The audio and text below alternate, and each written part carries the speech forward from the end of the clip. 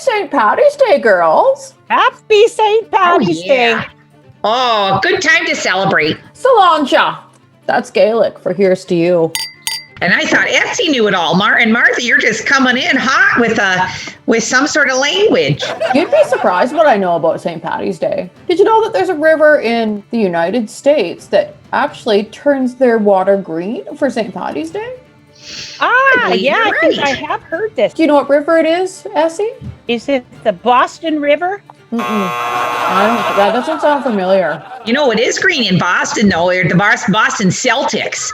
I watched every game, and I nearly would throw my sneaker right through the TV. And it came down to that last, well, you'd think the last minute, but the last minute always takes, like 7-8 minutes. And I would get so into it, and Stanley would be telling me to settle it down, not to break his TV. Oh, those Celtics. That's all I really know about Boston. I don't know too much. Wasn't that the team that you traveled with for a while? The Boston Celtics? Yeah. No, not the Boston Celtics. The Surrey Celtics. Oh. Yeah, like a local ladies basketball. Oh, okay. Where was that out of? Surrey? Yeah.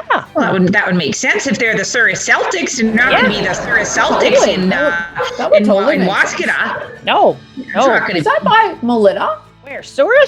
Yeah, Melita, Manitoba. I'm thinking about moving there. To Melita? I've never even heard of that place. Yeah, it's the Banana Belt. Are you making it up? No, it's the Banana Belt. So you know what that means.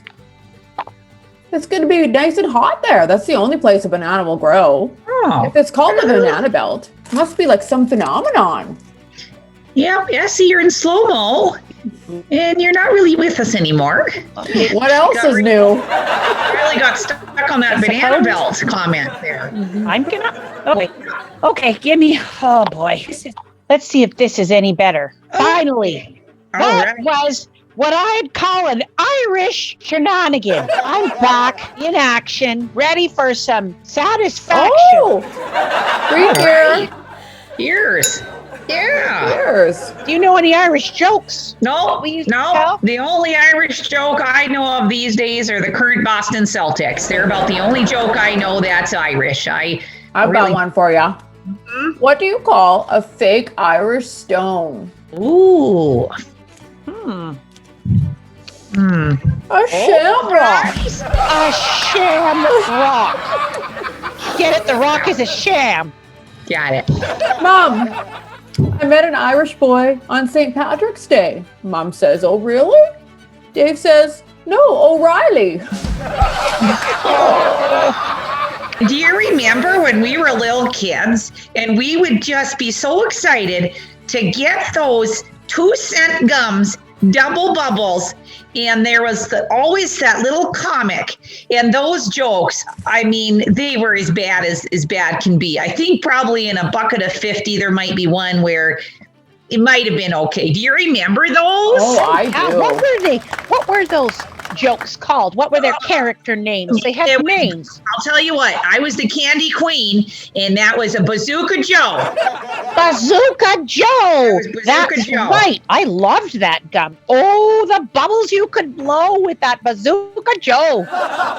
Oh yeah, and let me tell you, one of my good friends growing up, he was a teacher friend, David Spitznagel was his name, and him and I'm not no word of a lie, would unwrap those gums and eat the gums and read those jokes to each other and laugh about how bad the jokes were.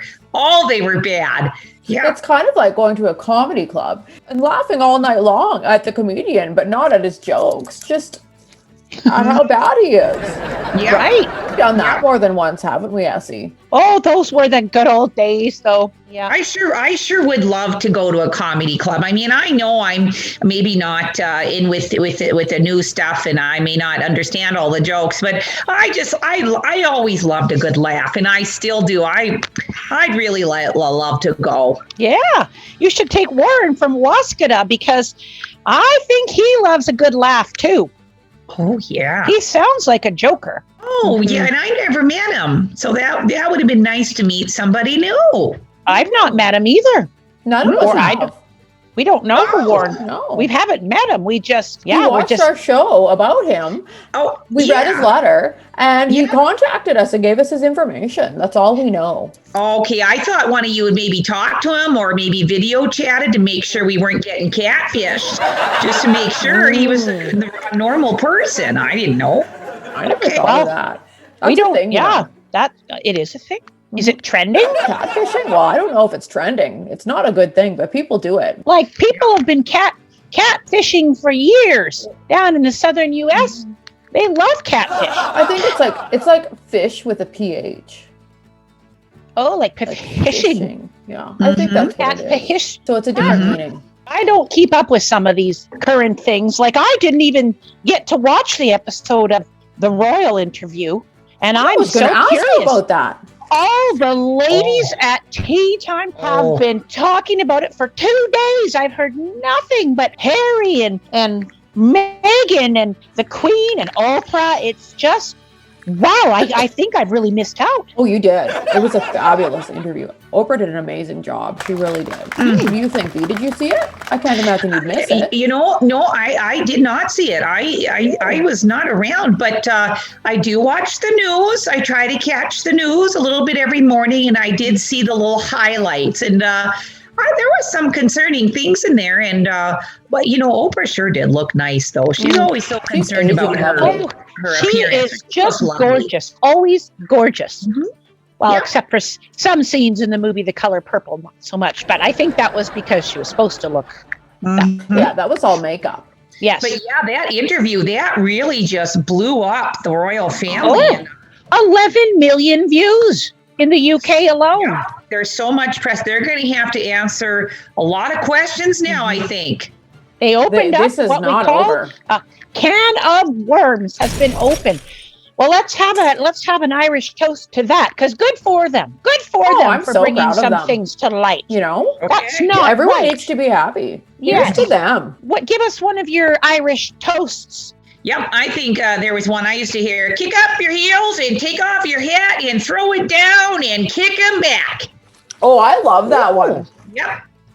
May your troubles be less and your blessings be more. I set that on my VCR to watch that. That still works, does it? That VCR? Oh, it does. Yeah, it still works to record some of my shows. I don't record many. I only have so many VHS tapes left, and I don't want to run out.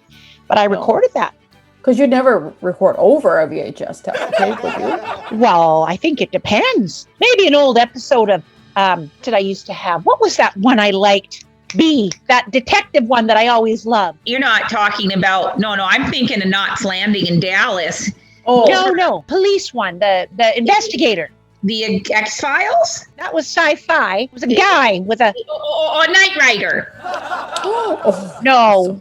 Oh. No, I was not really ever a fan of the Hoff. Martha's having hot flashes thinking of Hasselhoff over there. Oh, yeah. Oh, he's a stunner. Oh, yeah. I just was picture never him. my I type. just close my eyes and I think of him running up that beach on that show. Mm-hmm. And he was sitting with that girl with the blonde hair. Yeah. He made that show. He did. Yeah. He was by far the most famous one on that show. Absolutely. It was like the detective show with the guy. Mayberry. No. Way after then, like more recent. Recent detective show. Matlock. Diagnosis Murder. I used to love that show. As a matter of fact, I set it on my VHS, and I probably still have some. It was great acting. It was so great that you just said that's the one show that you would probably tape over. That's how we got onto this subject. You are correct. I've watched them so many times. What was your favorite line? You have a favorite line from one of the Yes. or a line they always repeat in the show or something? Like the little catchphrase of it. Oh, it'll Uh-huh. come to me. It was like, because he was like a doctor detective, almost like a coroner or something. Okay. And he would say things like, "Now you've done it." Mm-hmm. And then at the end, they'd always say, "Doctor, what's your diagnosis?" And he'd be like, "My diagnosis is murder." I would record over that note, though. That's all I'm saying. Yeah. May your troubles be less and your blessings. Luck of the Irish.